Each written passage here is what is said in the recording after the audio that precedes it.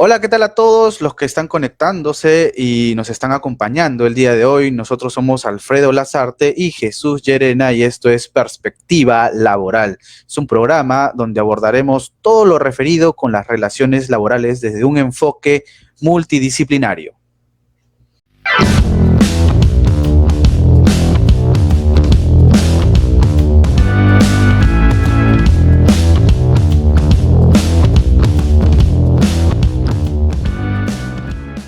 Hola, ¿qué tal amigos?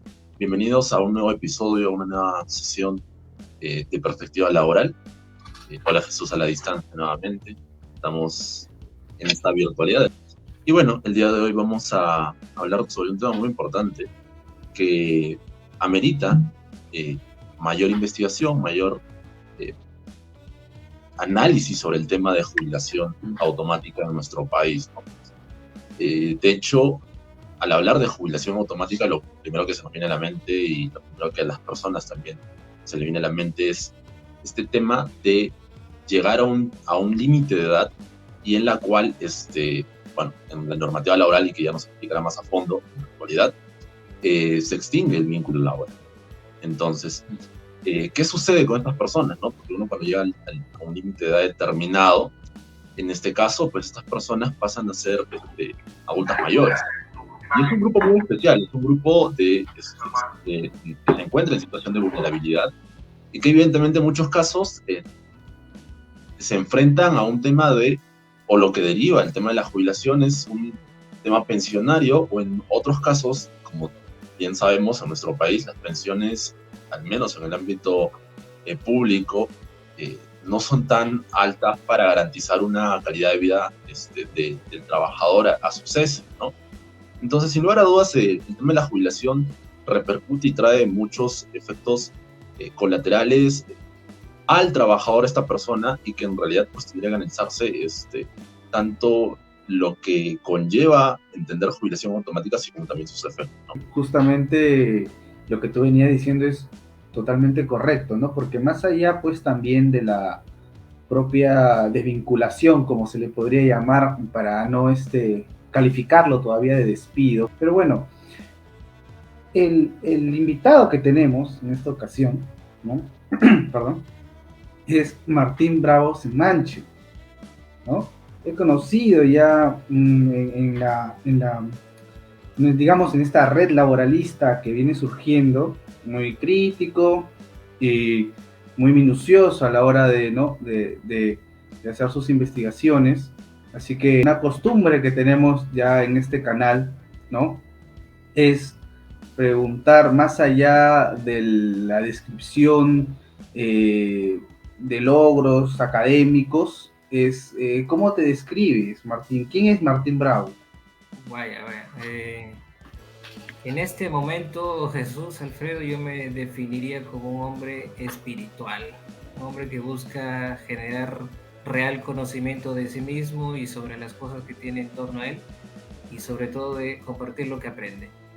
Un hombre muy curioso, me encanta aprender, pero como siempre digo, lo que motiva mi vida es todo lo que yo hago para mí, lo que obtengo, lo quiero dar a todos y socializar el conocimiento, los sentimientos, todo lo que la experiencia de la vida me puede ofrecer, lo quiero transmitir. Un neófilo, ¿no? como bien has fundado tu escuela, digamos. La escuela filoneísta de Derecho, bueno, nos encanta lo nuevo y anhelamos conseguirlo. ¿Qué tal, Martín? Darte la bienvenida a nuestro espacio virtual. Y gracias también por aceptar la invitación a esta sesión de Perspectiva Laboral, la cual sin lugar a dudas va a traer un mayor análisis del tema. Vamos a poder juntos todos aprender también sobre este tema de la jubilación automática, cuál es el marco que engloba entender jubilación automática y los efectos que también trae. Un abrazo a la distancia, Martín, también, un viejo amigo, y nada, un gusto verte a través de este espacio de manera virtual.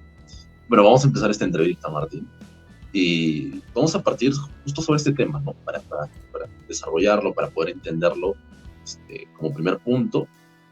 ¿Qué entendemos por jubilación automática?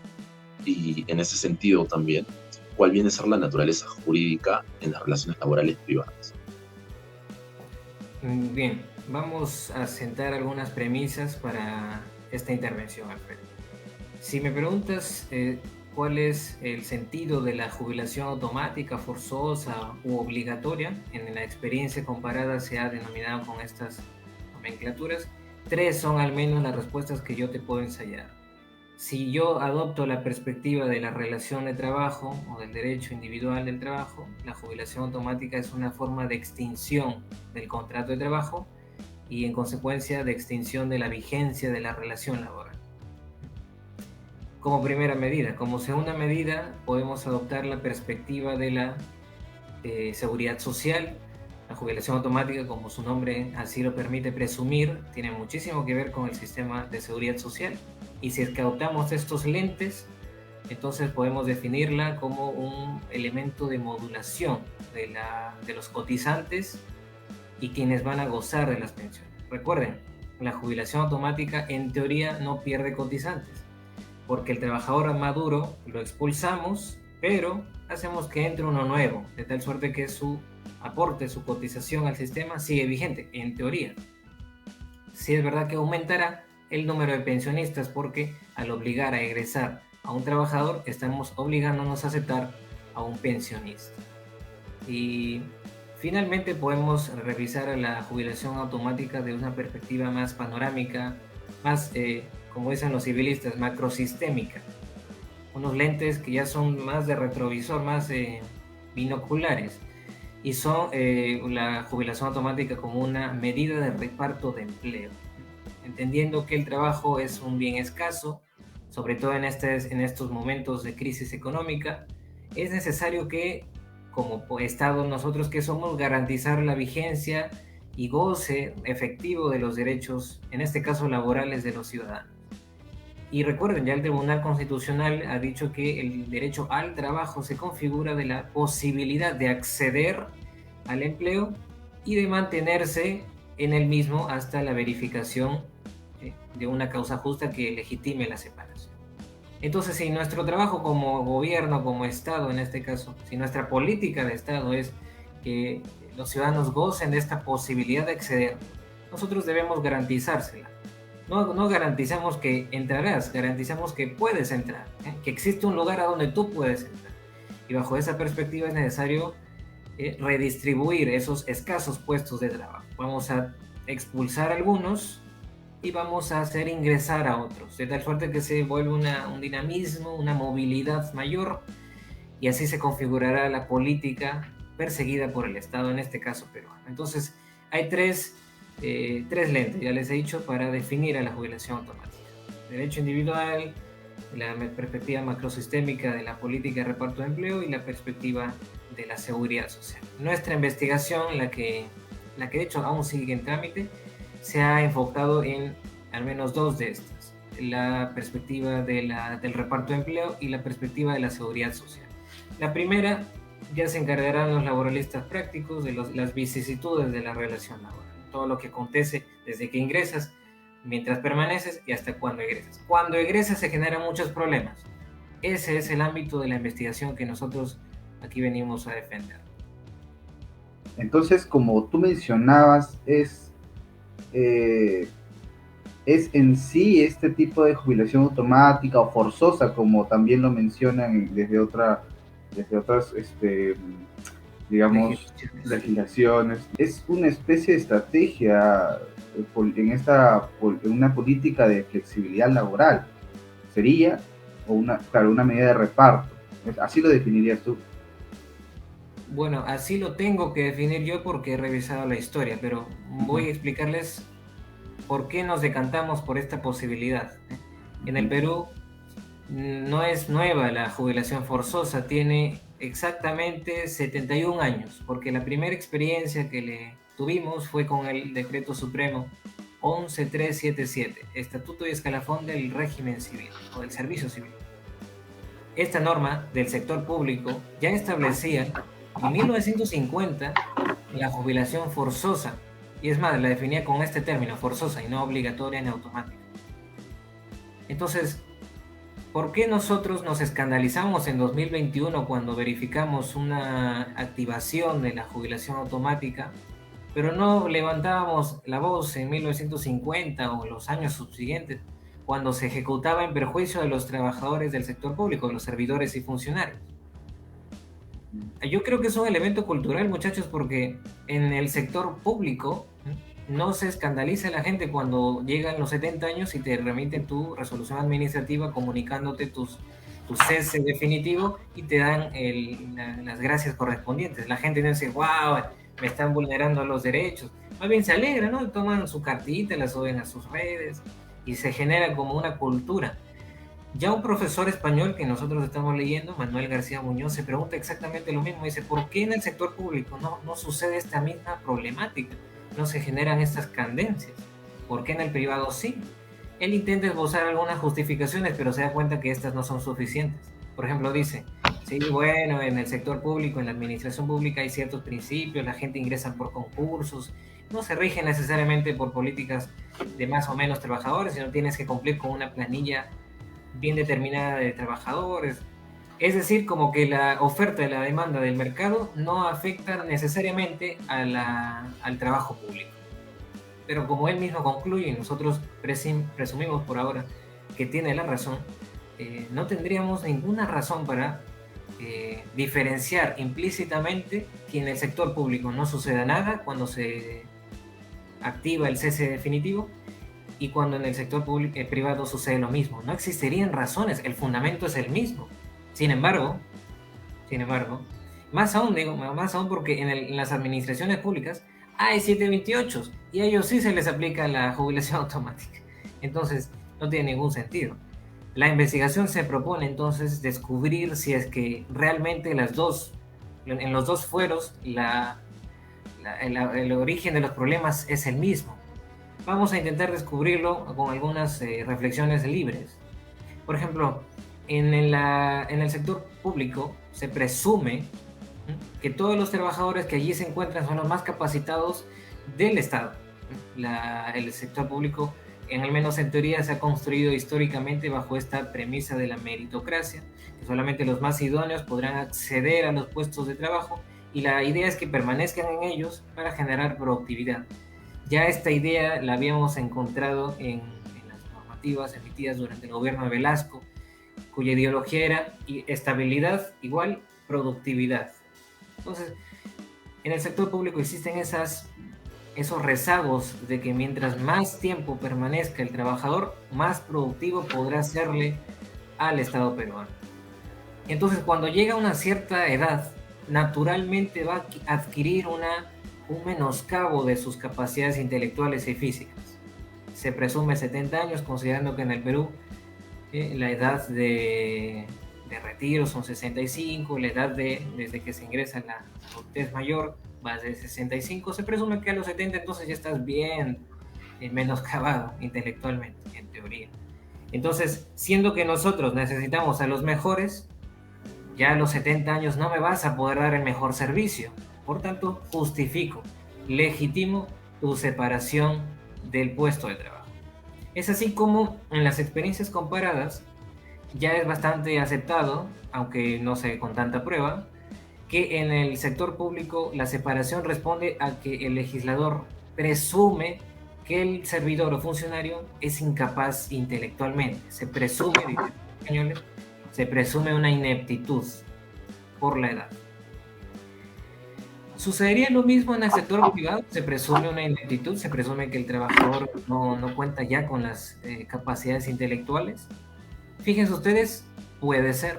Es verdad que la investigación toma partido por una posibilidad, pero aún seguimos estudiando posibilidades. ¿Por qué les digo esto? Cuando uno postula un trabajo del fuero privado, no deja de ser una postulación, el empleador busca los mejores elementos, ¿correcto? De tal suerte que existirá un filtro, una selección, entrevistas, exámenes, y se llega a adquirir el trabajo. Entonces nosotros prestamos nuestros servicios a un empleador, etc. Mientras nuestros servicios sean los más productivos económicamente para el empleador, nosotros seguiremos teniendo empleo. Llegarán los 70 años y curiosamente se presume que ya no puedo trabajar igual para otro, pero sí puedo trabajar para mí mismo. Fíjense ustedes. Entonces, la ley está pensando lo siguiente, bueno, el legislador está pensando, claro, como tú estás ofreciéndole el servicio a un tercero, este tercero busca lo mejor. Si tú llegas a los 70, ya no puedes ofrecerle lo mejor. Trabaja o para ti o ya no trabajes, pero para él ya no. ¿Se dan cuenta? Entonces puede que exista en el sector privado también esa presunción de ineptitud. Puede ser. Pero nosotros vemos con un poco más de claridad que la jubilación automática en el fuero privado responda a otros intereses. Y para eso hemos pasado revista a la historia de la normativa laboral privada peruana. El primer hito que nosotros identificamos como clave es la normativa expedida durante el gobierno de Velasco Alvarado, que ya les he dicho, toma como punto de partida estabilidad igual productividad. Aumento uno, aumentará el otro. Directamente proporcional. La estabilidad laboral en los años 70 tenía un espaldarazo importante desde la institucionalidad peruana. Las presiones empresariales vienen a contrarrestar un poco esa ideología casi uniforme, casi única, el único pensamiento.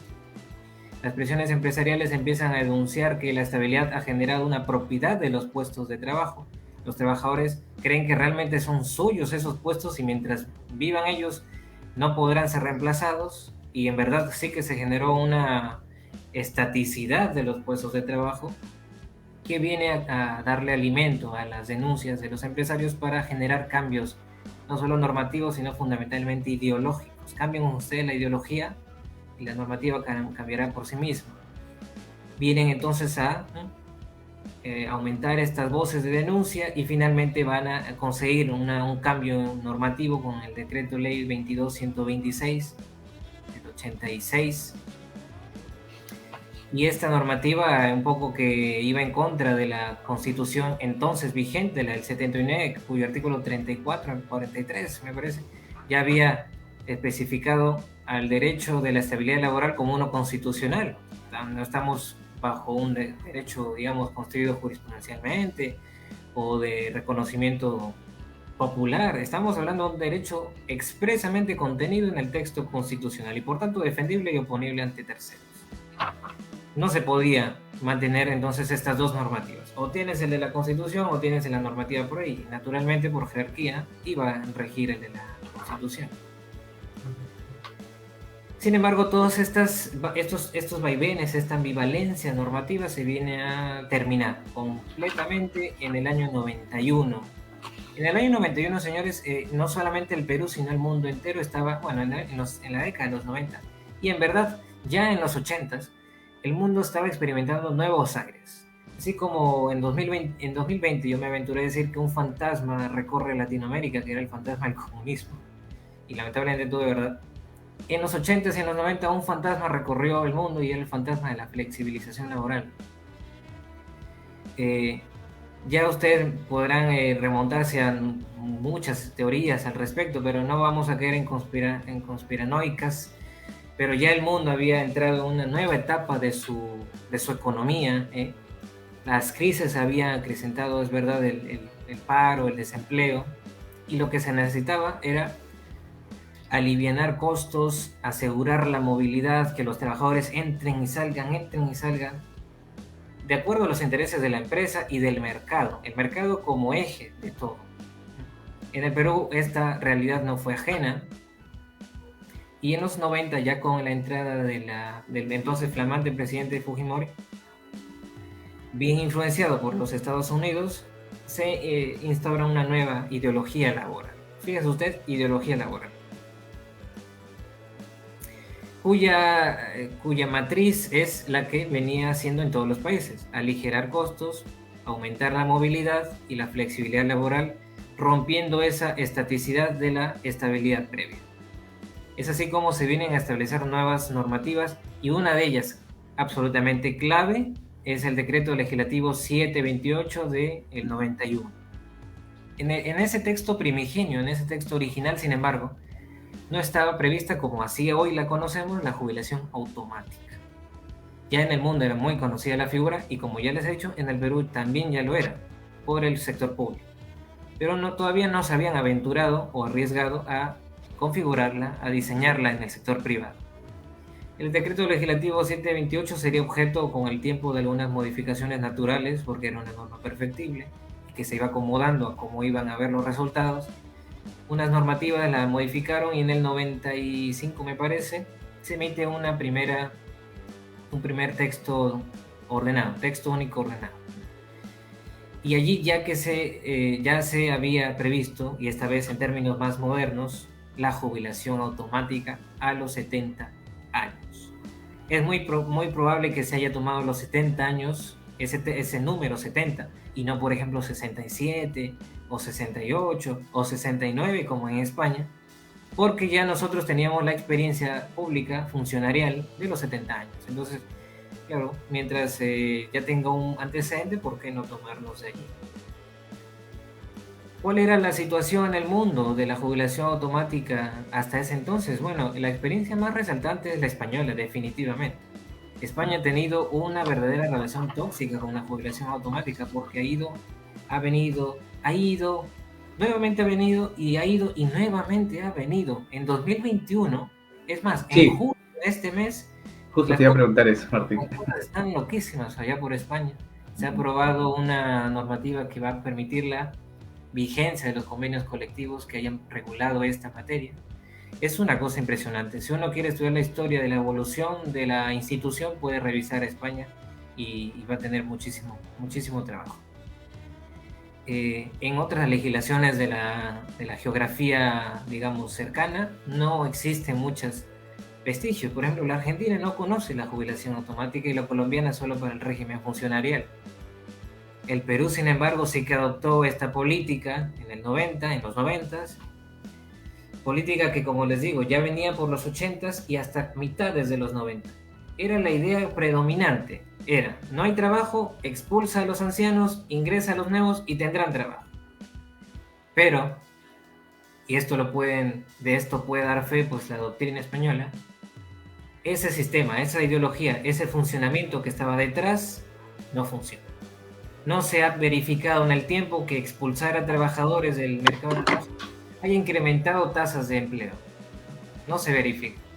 Claro, tiene todo el sentido del mundo, señores. Si nosotros tenemos 10 puestos de trabajo y 11 trabajadores, expulsa uno e ingresa uno. Perfecto. Pero no funciona necesariamente porque aquí hay que modular costes de la seguridad social, posibilidades de generar empleo. La teoría es perfecta y yo no me podría oponer, pero los resultados me obligan a cuestionarlo. Y sobre todo cuando estamos frente a un derecho constitucional que se está limitando. Y si es así, pues necesitamos algún contrapeso, alguna contrapartida que me permita hacer efectiva esta terminación abrupta del contrato de trabajo sin generarle mayor perjuicio al trabajador ni al sistema mismo, porque estamos obligando a la seguridad social a obtener un nuevo pensionista. El profesor, se me viene a la mente, el profesor Ignacy Beltrán de Heredia Ruiz, con un estudio muy, muy interesante, pero que si no lo has leído vas a creer que es un civilista. Dice él, bueno, cuando hablamos de relación a plazo indeterminado, en realidad entonces nunca existió. No estamos cuando yo soy un trabajador permanente, no eres permanente. Vas a hacerlo hasta que cumpla 70 años, eso no es permanente, eso es un plazo fijo, eso es un plazo fijo. Fíjense ustedes qué interesante la reflexión de algo que es evidente, pero que nosotros por la costumbre no nos hemos cuestionado. Entonces no existen contratos a plazo indeterminado, porque llegado a los 70 años se va a terminar abruptamente.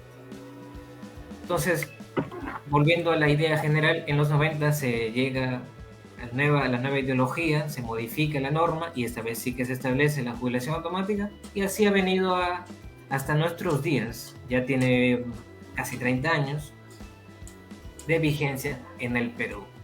Y aquí, a diferencia de lo que sí sucede, de lo que no sucede en el público, aquí sí se generan problemas de aplicación, de interpretación, de resolución, porque ni siquiera los jueces tienen un criterio uniforme. Es verdad que por ahí se ha ensayado un pleno, pero un pleno que mucha gente ni conoce, y la que la conoce ni lo aplica. Y por lo demás, el pleno es un pleno distrital, no puede ser vinculante.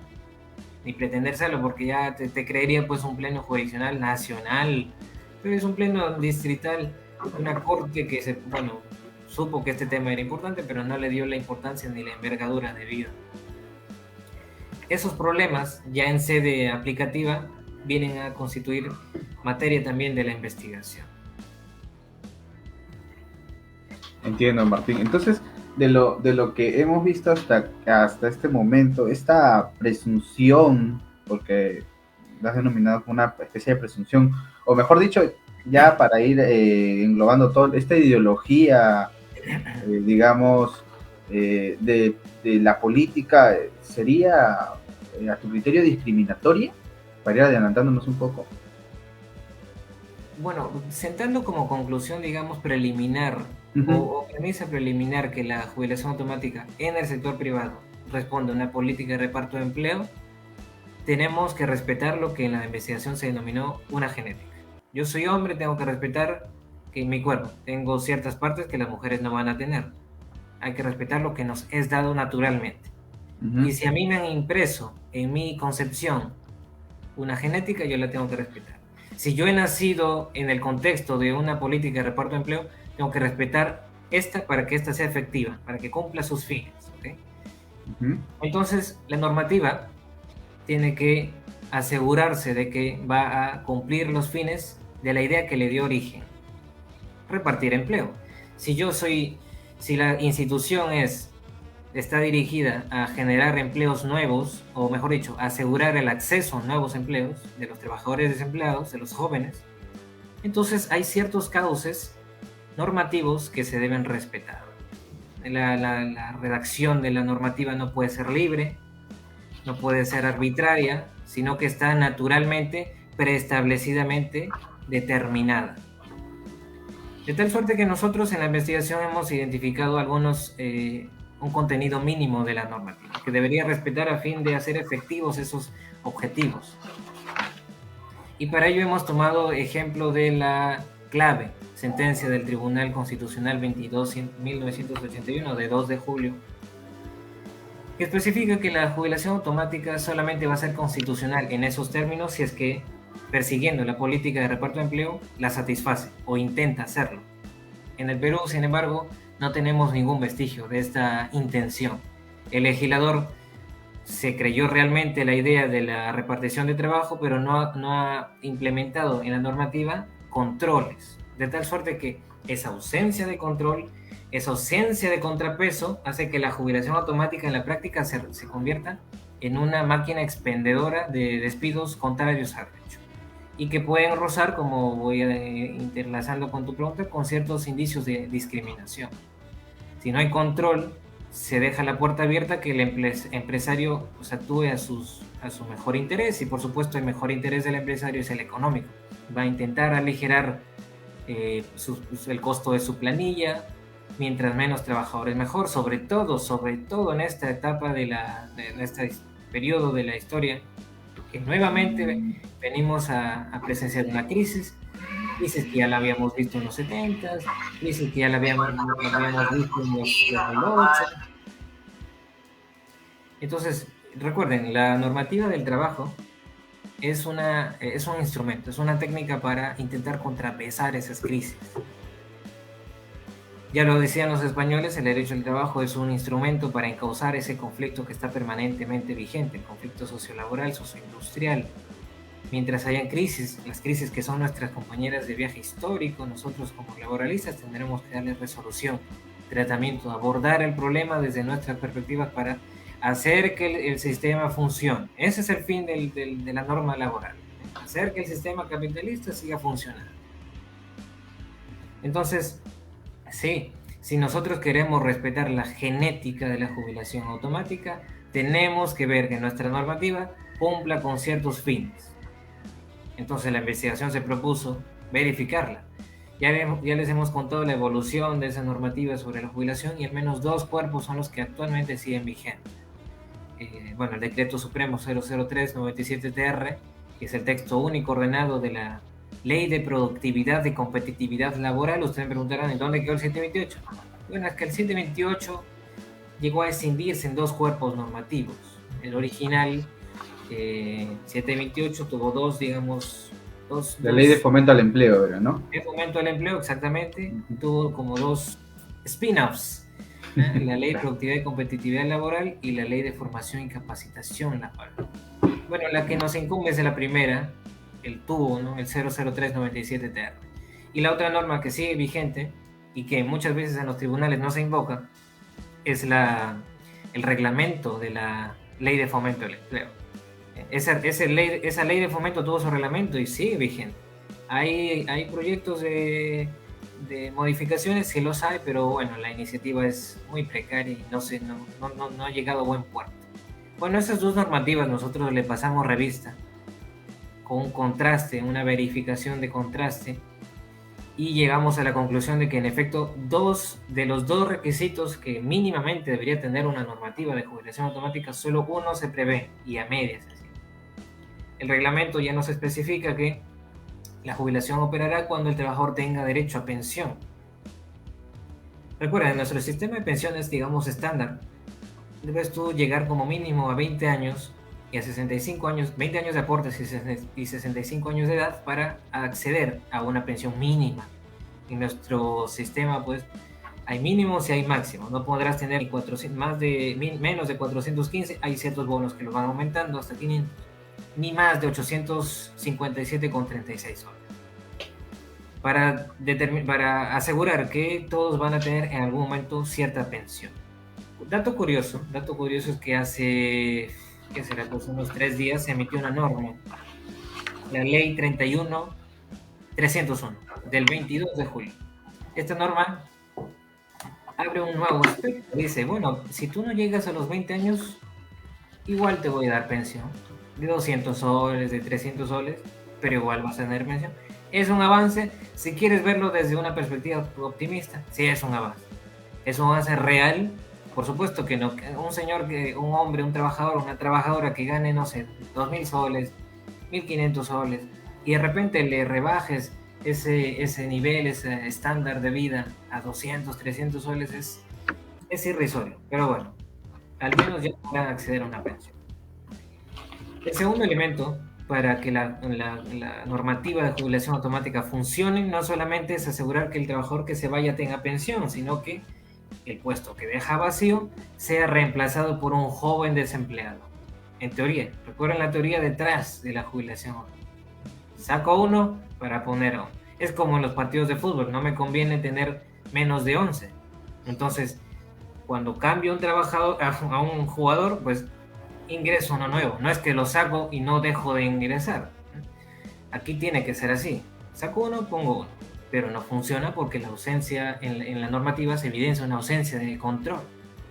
No tenemos esa garantía y por tanto la jubilación automática se convierte en la práctica en un elemento de amortización de los puestos de trabajo. Amortización es un término técnico propio de la doctrina española que básicamente significa pérdida de empleo, pérdida del puesto. Ese puesto quedó vacío y se olvida, ¿no? Se manda al museo, ¿no? Ya no va a estar vigente. Entonces, nuestra normativa, la investigación va dejando en evidencia, es precaria desde la perspectiva de los fines que se persiguen. Realmente no persigue esos fines. Y si los persigue, no los va a conseguir, porque su alineación, su construcción normativa, no está en esa sintonía. Y por tanto tenemos un problema normativo y que nos puede autorizar cuestionar legítimamente esa normativa, bien en la doctrina, bien en la práctica forense. Ya veremos cuáles son nuestras posibilidades ante esta realidad. ¿Hay siquiera una investigación preliminar, algo que nos indique que realmente sea, como tú decías, ¿no? La intención es esta, ¿no? Que haya una especie de reparto, que, ¿no? Una vez que este trabajador cumpla este límite de edad, se le presuma de esta manera y ingrese otro, pero ¿hay siquiera una investigación seria o por lo menos que pretenda hacerse, que ha intentado probar esto? Bueno, este es un tema, Jesús Alfredo, como ustedes pueden darse cuenta, de la más importante actualidad y riqueza doctrinaria. Lamentablemente, en nuestra experiencia es un tema desdeñado porque, bueno, en general temas de seguridad social no son muy profundamente estudiados. Y en verdad este no es un tema propiamente de la seguridad social, sino, como ya les he dicho, de tres ámbitos. Yo lo adopto desde la doctrina como les dije, ¿no? De la seguridad social en parte y también de la política estatal de reparto de empleo.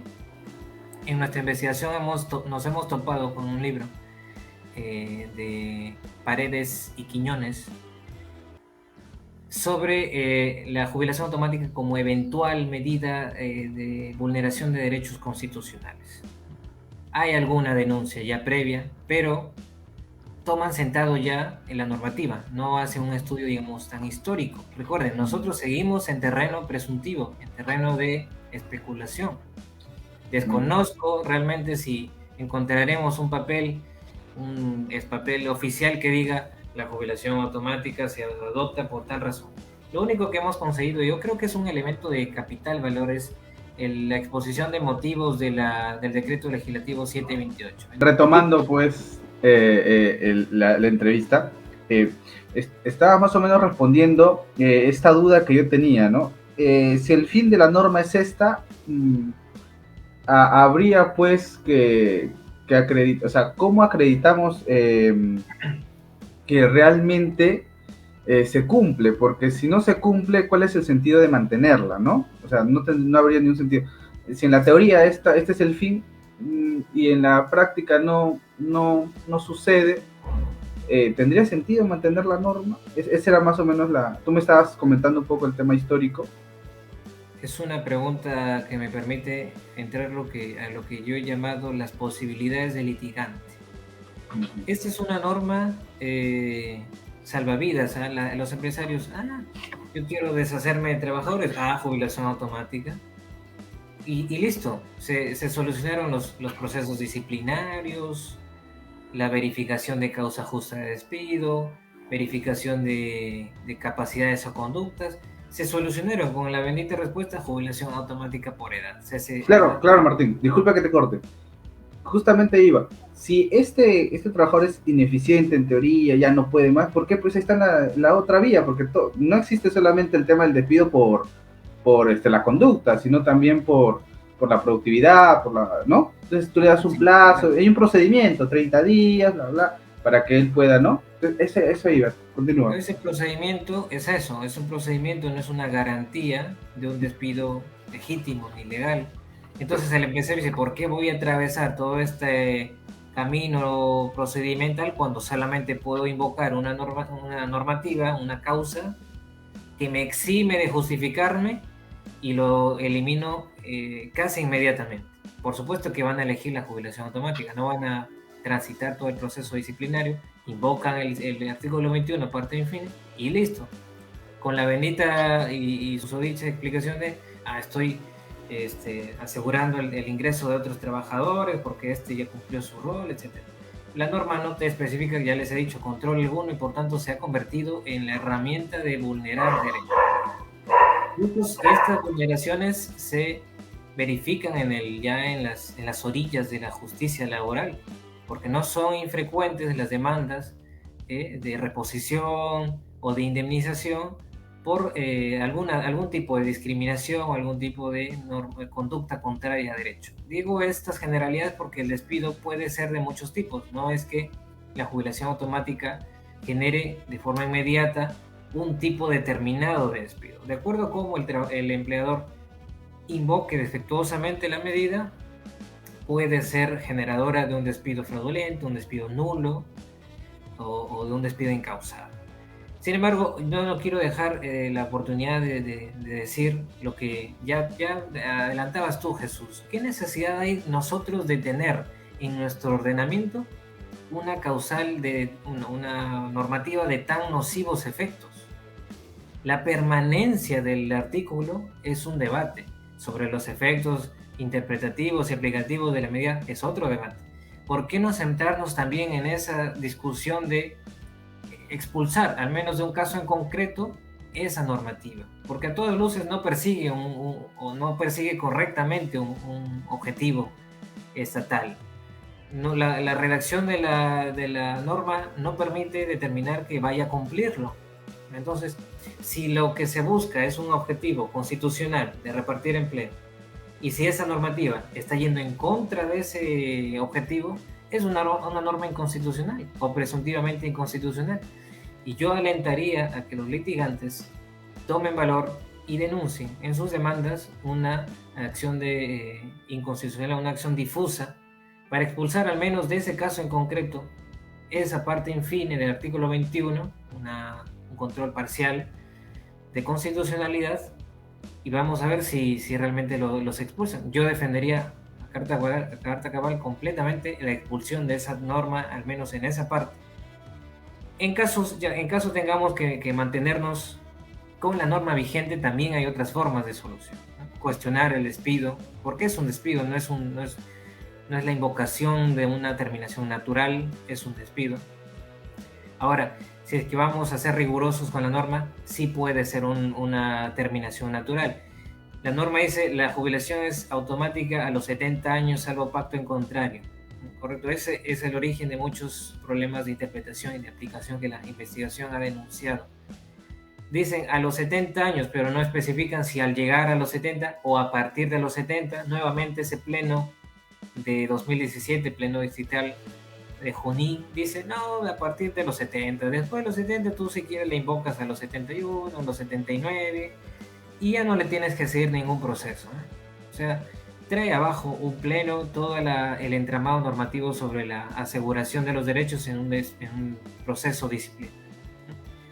Nuestra posición, tenemos dos posiciones al menos, pero nuestra posición al respecto es la siguiente. En primer lugar, cuestionar la permanencia de la norma, intentar expulsarla. Si es que no se puede, trabajar con la norma, pero de una perspectiva principalista. Si la norma me dice a los 70 años tú vas a jubilarte automáticamente, pues a los 70 años, cumplidos los 70 años. Salvo pacto en contrario, si me dejan trabajar por más tiempo, 71, 72, ese pacto se ha configurado, sí, pero de una forma implícita, una forma tácita. Y por tanto, la relación se va a mantener vigente con todas las garantías que anteriormente ya tenía establecidas, ¿no? La garantía de que se le va a despedir bajo la verificación de una causa justa de despido, se le va a presumir la inocencia y la capacidad, mientras que estudios determinen lo contrario. Todas las garantías naturales de la relación de trabajo se van a mantener en esta nueva era. Por tanto, si es que el empleador invoca posteriormente a la llegada de los 70 años, pues se podrá generar una serie de despidos, ¿ya? Si es que invocan la edad como causa de despido, estamos siendo objeto de discriminaciones por edad, y esto es generador de un despido nulo. Si es que se me abre un proceso disciplinario para imputarme la deficiencia intelectual, etcétera, pero a todas luces es una acusación. El trabajador trata de, no sé, invocándole ese pleno, etcétera, o sin causa incluso expresa, estamos ante un despido incausado. El profesor Blancas, en su libro El despido en el derecho peruano, llama a la jubilación automática como un despido lesivo de derechos constitucionales. Aunque es verdad que la jurisprudencia, al menos aquí en mi región, todavía es reticente a adoptar esta modalidad de despidos. Ellos son un poco más legalistas, entonces prefieren lo que está escrito en la ley o en la jurisprudencia. Por tanto, yo no defendería que sea un despido lesivo en Lambayeque, pero puede ser que en Arequipa o en Lima, que tienen un poco más de cultura doctrinaria, pues puede que sí. Son muchos los problemas que la jubilación automática genera y que desembocan en las orillas del Poder Judicial. Nosotros reiteramos dos posiciones: intentar un control difuso de constitucionalidad o la configuración de un despido ilegal, ¿no? Un despido contrario a derecho. Bueno, Martín, prácticamente nos has respondido a las preguntas que pensamos plantearte, porque de hecho, como has comentado muy bien, como lo has planteado también, los problemas que trae este tema de la aplicación de la jubilación automática, como claramente lo has desarrollado en la entrevista, atento va contra el fin que persigue el tema en vía constitucional, ¿no? Y evidentemente lo que se tendría que hacer, la propuesta que tú en una primera instancia es cuestionar en el caso concreto, ¿no? El control difuso. Nos has hablado también sobre el tema de que aparentemente en este tema de esta política de empleos que se vendría a ser la finalidad de la jubilación automática, en realidad pues vendría a ser, o en la práctica lo que aparentemente se ve es una especie de salvavidas, ¿no? A los empleadores, una especie de salvavidas, porque esta calificación de la relación laboral a plazo indeterminado, que pues como bien lo mencionabas al inicio, ¿no? En realidad pues con esta figura de la jubilación automática no viene a ser indeterminado, ¿no?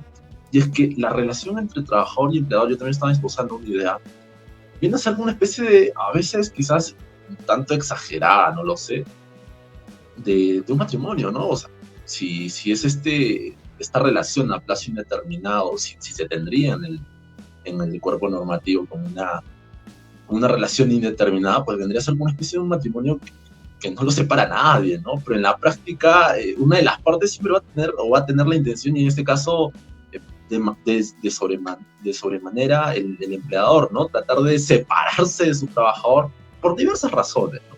Y como tú bien lo decías, si bien en el ámbito normativo, en el cuerpo normativo que hay, existen diferentes causales y todo lo demás, aparentemente lo que habría es que se le ha dado un salvavidas a este empleador para que se pueda divorciar de forma segura, ¿no? Porque si tú transitas por todo este tema del mecanismo procedimental, le imputas una falta o algo por el estilo, baste que incurras en algún error, prácticamente pues no te puedes separar de él, o sea, no te puedes deshacer de él, por así decirlo.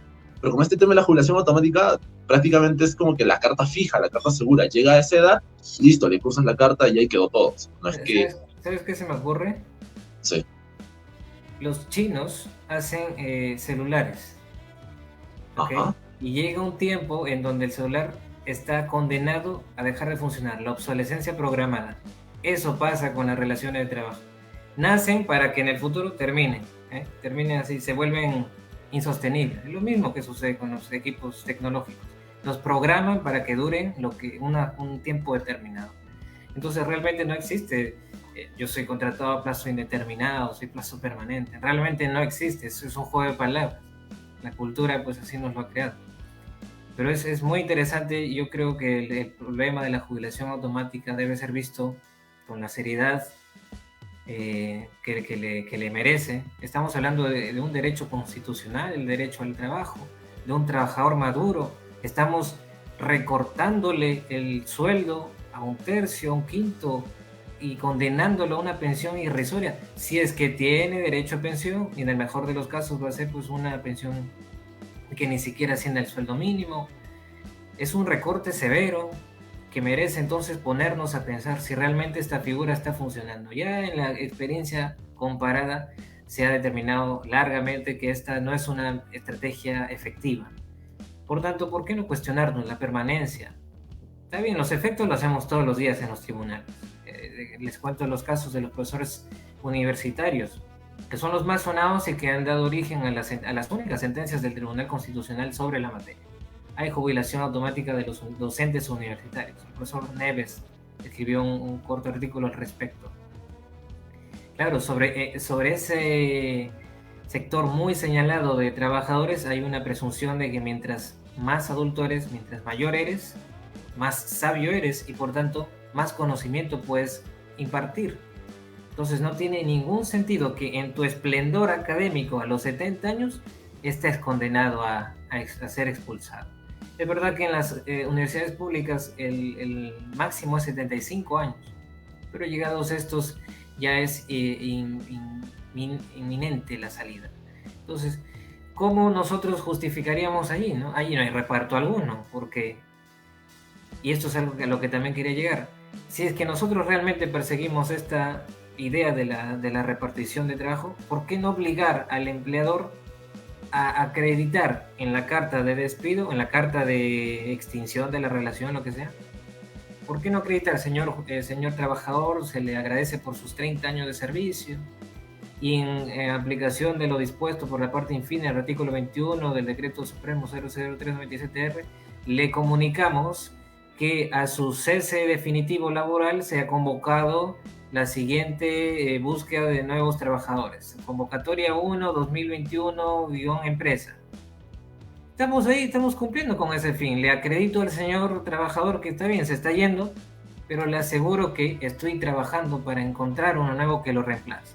¿Por qué no crear, si es que ya la cultura legal tiene bien enraizada la normativa, ¿por qué no entonces hacer una cultura de aplicación? No podemos expulsarla también, aprendamos a convivir con ella. ¿Por qué no creamos una cultura de verificación, una cultura de control, de fiscalización de los efectos de la jubilación? Le obligo al empleador a que me comunique en la carta de comunicación o bueno, carta de, no sé, agradecimiento, que se han tomado las medidas necesarias para encontrar nuevos trabajadores, ¿no? Concursos públicos, convocatorias abiertas, etcétera, de tal suerte que ese puesto vacío efectivamente será reemplazado. Yo creo que si no podemos expulsar la norma porque la cultura es muy difícil de erradicarla, hay que aprender a convivir con ella. Hay que generar cultura de control, cultura de fiscalización de la jubilación automática. Y por supuesto eso tomará tiempo y compromiso de los jueces. Estamos hablando de cosas realmente que en la práctica no se han visto. Entonces generar cambios van a tomar tiempo, pero hay que tomar el primer paso, ¿no? Sí, sí, Martín, de verdad es que este tema es muy importante porque, como bien lo mencionas, dentro de la relación laboral y cuando se aplica esta jubilación automática, sacas afuera a un trabajador, una persona que, como tú bien lo dices, puede aplicar una pensión, en el mejor de los casos si cumple todos los requisitos que se le requiere, o esta pensión va a ser irrisoria. Y al final, yo creo que este tema en concreto debe ser analizado con la seriedad como tú bien lo estás desarrollando, porque en realidad tiene muchos temas relacionados tanto con este tema, por ejemplo, de los jóvenes que entran o entrarían al mercado laboral, pero también estas personas, en muchos casos, por ejemplo, si no alcanzan una pensión, van a quedar desempleados. Y ahí le genera también, por ejemplo, al Estado más problemas. Veamos este tema, por ejemplo, tenemos a un número considerable de personas adultas mayores que, por ejemplo, fueron cesadas o no tienen un empleo y por lo cual no tienen algún ingreso para sustentarse en lo que le resta de vida o tener una calidad de vida digna, y al final le genera ciertos problemas al Estado, porque al final vemos la aplicación de ciertos bonos, de ciertas políticas subsidiarias por parte del Estado, asumen un rol paternalista, por así decirlo, pero en realidad si analizamos bien, con esta figura de llevarla de una manera adecuada, que cumple el fin que de verdad persigue, no generaría estos problemas. Y al final, pues, se enmarcaría todo en un cauce adecuado, correcto, ¿no? Y por eso considero sin lugar a dudas que estas alternativas que tú nos planteas sobre el tema de analizarlo en caso concreto, de cuestionarnos la permanencia de esta figura de la jubilación automática o el de mejorarla o de establecer ciertos mecanismos de control que sin lugar a dudas en nuestro país pues hay ciertos rezagos en el mismo, y además también de que no tenemos esta cultura, ¿no?, de controlar, de fiscalizar, que sin lugar a dudas vendría a ser la clave. Martín, creo que lo has dicho todo a grandes rasgos. La verdad que yo creo que todos nuestros espectadores han entendido este tema y de seguro va a llevar a mayor análisis, porque la verdad es un tema muy importante, y dejarte algunas reflexiones finales sobre este tema. Gracias, Alfredo. Bueno, yo defiendo hoy día pues mi posición sobre la jubilación automática, pero si ustedes se dan cuenta realmente, lo que yo quiero es incentivar no solo al investigador, sino en este caso al litigante, a aventurarse a nuevas formas de cuestionar el derecho. Nosotros estudiamos la norma y cómo se debe aplicar, pero hay que incentivar la cultura de cuestionarnos si esta norma también está vigente y se aplica, pero realmente debe ser así. Y esa es una cultura de osadía jurídica, que yo quiero incentivar, motivar en quienes nos escuchen. Hay que tener fundamentos, por supuesto, no hay que cuestionarlo todo porque sí. Eso sería no osadía jurídica, sino insolencia jurídica. Entonces, lo que yo vengo a cuestionar, yo creo tener bases, y la investigación sabrá contrastarlas, sabrá ratificarlas, Pero de eso se trata, ¿eh? Cuestionar con seguridad, con convicción, pero también con sustento. Y sobre todo cuando estamos hablando de temas tan sensibles como el derecho de un trabajador maduro que ha dedicado su vida entera al servicio de la empresa y al servicio del país, si ustedes se dan cuenta. Alfredo tiene razón al decir que este es un problema con muchísima incidencia a nivel macrosistémico. Estamos generando nuevos pensionistas en un sistema que a todas luces no funciona. El sistema nacional de pensiones, con su funcionamiento a base de la solidaridad, no da los mejores resultados y estamos, antes que dándole al trabajador una calidad de vida mínima, pues estamos quitándosela, porque de un sueldo regular a una pensión irrisoria definitivamente es un cambio que las políticas no deben avalar. Entonces yo quiero agradecerles a ustedes, Alfredo, Jesús, por el espacio, por la oportunidad de exponer estas inquietudes. A mí me emociona muchísimo compartir lo que voy aprendiendo, así que ha sido todo un placer. No, bueno, gracias a ti, Martín, claro, por regalarnos un poco de tu investigación, que espero que pueda leerse próximamente. De verdad, muy ansioso también por eso. No nos estamos despidiendo, más bien pasando a otra sección, ¿no? Que le hemos denominado Boomerang, que es una suerte de ping-pong de palabras, ¿no? Unas frases estímulo que queremos saber qué es lo primero que se te viene a la mente al escucharlas, ¿no? La primera palabra que hemos preparado es laboralista. ¿Qué sientes al escuchar esta palabra? Multidisciplinario. Economía, política, historia, derecho. Trabajo decente. Una utopía en el Perú. Investigación jurídica.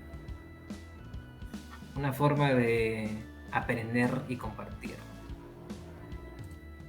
¿Quién es tu mayor referente, Martín? ¿En temas jurídicos? Sí, en temas jurídicos y personales también hay problemas, en otros ámbitos. Bueno, voy a decirte en los dos temas jurídicos, mi mayor referente debe ser el profesor Wilfredo Sanguinetti, peruano que se internacionalizó a las Españas. Y un referente, digamos, a modo general, me gusta el músico George Harrison, un señor muy espiritual, muy cuestionador. En este momento él sería mi mayor referente. Gracias, Martín. Bueno, ahora sí hemos llegado al final de este programa. Agradecemos infinitamente de nuevo a Martín Bravo por su disposición, ¿no? Habernos regalado nuevamente esta parte de su investigación y de alguna manera que es poco tocada. Me comentó previamente a la entrevista, no mainstream, ¿no? Entonces, no mainstream. Entonces, igual, Martín, ¿cuáles son las redes por las cuales la gente te puede seguir? ¿Algún tipo de proyecto nuevo? ¿Algunos eventos, ponencias que estás preparando? Bueno, yo creo que esta va a ser la última intervención en redes por un tiempo. Ya me emborraché de redes sociales. Pero bueno, pueden seguir mi trabajo institucional con el grupo de investigadores chiclayanos que me acompaña y que tengo el orgullo de formar parte, que es EFIDE, la Escuela Filoneísta de Derecho. Filoneísta es un adjetivo que nosotros recuperamos de la lexicografía de Marco Aurelio de Negri. Expresamente está la palabra. Filoneísmo. Filoneísmo, que es, bueno, el amor a lo nuevo. Nosotros ansiamos cosas nuevas y no solamente las queremos, sino que las ansiamos. Ese es el truquito. Es una escuela porque aprendemos y enseñamos. Y bueno, derecho porque vemos todos los derechos, no solamente en este caso lo laboral, sino sobre todo penal y constitucional. Allí van a encontrar en sesiones semanales algunas comunicaciones muy interesantes. Tenemos unos tigres y yo todas las semanas aprendo de ellos. En Facebook se encuentran como facebook.com/efidelegal. Y bueno, por lo pronto no tengo agendado ninguna otra intervención y francamente creo ya no aceptar porque quiero ya centrarme completamente en la investigación. Ya dije lo que haré, ahora me toca hacerlo. Y eso yo me he planteado por lo menos 3 meses para tener ya las bases mínimas de la investigación, que espero tal vez termine en algo más grande que un artículo, ya lo veremos. Muchas gracias. Alentamos al público a seguir este grupo de neófilos, como también lo diría Marco Aurelio, ¿no? Alfredo. Gracias Martín también por aceptar nuestra invitación. De hecho ha sido muy productiva la reunión del día de hoy, la entrevista, conocer más del tema. Y siempre es grato escucharte, la verdad. Yo invito al público, a los espectadores, a que sigan el grupo que nos mencionó. Igual lo vamos a estar dejando en la descripción del video. A que sigan el trabajo de Martín. Tiene varias publicaciones muy serias, nutridas de una investigación por parte de Martín, y que sin lugar a dudas analiza los temas dándole múltiples aristas y llegando a las reflexiones y a sus conclusiones, como muy bien lo plantea siempre Martín. Muchísimas gracias Martín, siempre lo vuelvo a decir, gratísimo escucharte. Y nada, gracias a los espectadores también por llegar a esta parte del video. Los invitamos a seguir a las redes de Perspectiva Laboral, tanto en YouTube, estamos en Facebook, estamos en LinkedIn y también estamos en Spotify, versión podcast. Y bueno, esta sesión también evidentemente va a estar en Spotify, así que nada, invitarlos a todos los seguidores a que estén activos y también sigan a nuestro invitado, el gran Martín Bravo. Muchísimas gracias a todos y hasta la próxima edición. Y espero verlos en persona muy pronto. Cuídense mucho. Así será. Chao. Hasta luego.